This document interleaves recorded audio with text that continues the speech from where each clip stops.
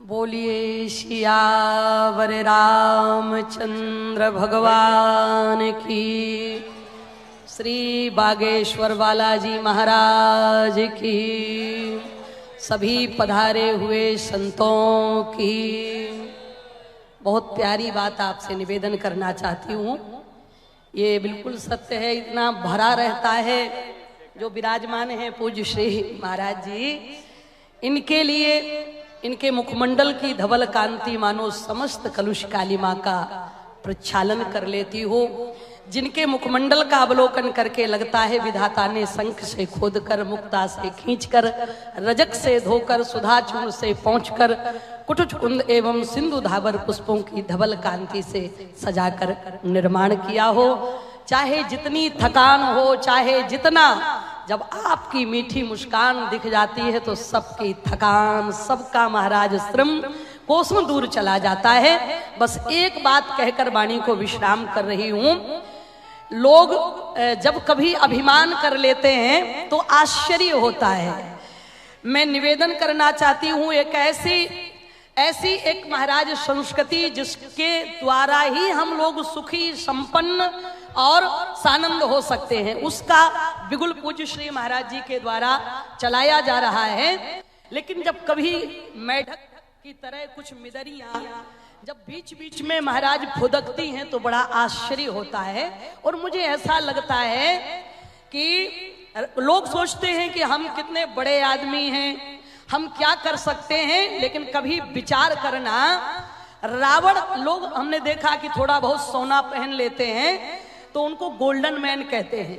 हमने कहा कि अगर रावण के यहाँ जाकर के देखोगे तो उसके घर की नालियां तक सोने की हैं। अगर कोई अपने बच्चों पर अभिमान करता हो कि हमारे बच्चे इतने बड़े पद पर हैं तो हम अभिमान कर लें, तो रावण का बेटा इंद्रजीत था, उसका एक बेटा अक्षय कुमार था। अगर लोग विचार करेंगे कि महाराज हमारे यहाँ बहुत नौकर चाकर काम करते हैं तो तुम्हारे घर में कोई अभावहीन व्यक्ति महाराज नौकरी चाकरी करता होगा। लेकिन रावण के यहाँ पवन देवता झाड़ू लगाने के लिए आते हैं, महाराज कहते हैं अग्नि देवता रोटी बनाने के लिए आते हैं, वरुण देवता पानी भरने के लिए आते हैं। छोड़ो जी, उसकी सत्ता इतनी है कि चलता है तो पृथ्वी डगमगा जाती है, गर्जना करता है तो देवांगनाओं के गर्भ गिर जाते हैं। जिसकी महाराज 20 भुजाएं बल से भरी हो, जिसके 10 माइंड ज्ञान से भरे हो, जिसकी लंका का पहरा समुद्र लगा रहा हो, जिसके यहाँ काल पाटी से बंधा हो, जिसके यहाँ मौत हाथ जोड़कर खड़ी रहती हो। कभी विचार करना गंभीरता से, किस चीज की कमी थी महाराज रावण के पास। ब्रह्मा जी वेद पढ़ने के लिए समय पर आते थे और भगवान शंकर पूजा करवाने के लिए आते थे। लेकिन राम विरोधी होने पर हम तो कहते हैं कि यदि आज रावण का परिवार जिंदा होता तो कोई छोटा मोटा चुनाव भी ना लड़ पाता, ना कोई प्रधानमंत्री बन पाता, क्योंकि 1 लाख पुत्र 1.25 लाख नाती, 2 लाख तो केवल लड़का नातियों के वोट थे, कोई जीत पाता। इतना बड़ा परिवार, लेकिन इतना बड़ा वैभवशाली व्यक्ति एक दिन लंका के रणांगण में महाराज छत विचित अवस्था में पड़ा था और उसकी पत्नी उसे उलाहना दे रही थी। क्या कह रही थी? बोले आज महाराज इतनी बलशाली, इतने वैभव, इतने ऐश्वर्यशाली होने के बाद भी, बोले राम विमुख वस हाल तुम्हारा, राम विमुख वस हाल तुम्हारा, राम विमुख वस हाल तुम्हारा, राम विमुख वस हाल तुम्हारा, रहना को कुल रोवनिहार, रहना को कुल रोवनिहार।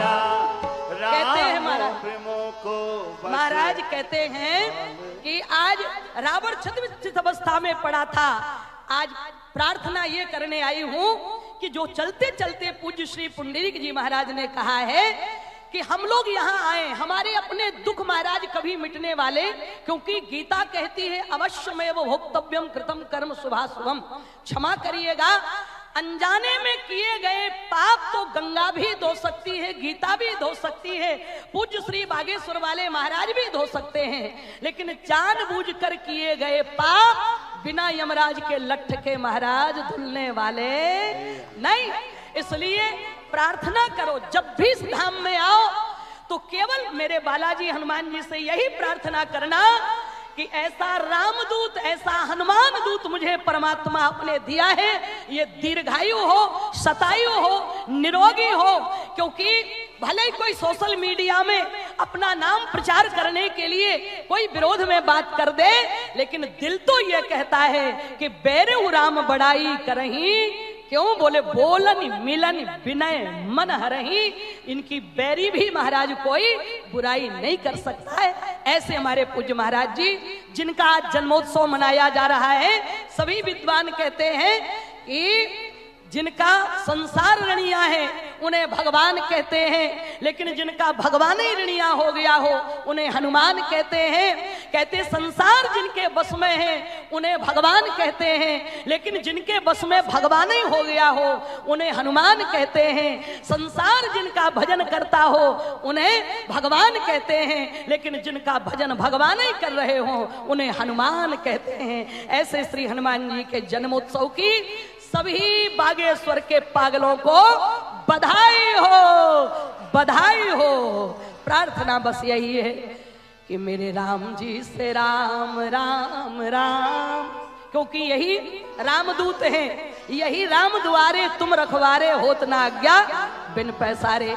इनसे प्रार्थना करो श्री बालाजी महाराज से कि मेरे राम जी से राम राम राम कहना जी हनुमान में, मेरे राम जी से राम राम राम कहना जी हनुमान, कहना जी हनुमान हो, कहना जी हनुमान, कहना जी हनुमान हो, कहना जी हनुमान। मेरे राम जी से राम राम राम कहना जी हनुमान हो, कहना जी से राम राम राम कहना जी हनुमान।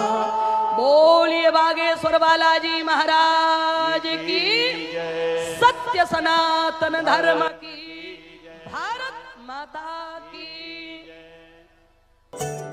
बालाजी महाराज के कृपा पात्र बागेश्वर धाम पीठाधीश्वर परम पूज्य धीरेन्द्र कृष्ण शास्त्री जी महाराज का पावन संकल्प। मध्य प्रदेश में छतरपुर के ग्राम गढ़ा में बनेगा विश्व स्तरीय कैंसर अस्पताल एवं रिसर्च सेंटर, जिसकी आधारशिला देश के यशस्वी प्रधानमंत्री नरेंद्र मोदी जी के कर कमलों से रखी जा चुकी है। 200 करोड़ रुपए की लागत वाले 100 बेड के इस अस्पताल में गरीबों का होगा मुफ्त इलाज। ये बहुत बड़ा अवसर है, बहुत बड़ा काम है। संकल्प बड़ा हो, संतों के आशीर्वाद हो, प्रभु की कृपा हो, तो समय सीमा में सब पूर्ण होता है। हमारे प्रियजनों, बागेश्वर धाम पूरे भारत के लोगों, अभी तक अस्पतालों में मंदिर थे, अब मंदिर में अस्पताल होगा। कैंसर हॉस्पिटल निर्माण हेतु सहयोग देकर पुण्य के भागी बने।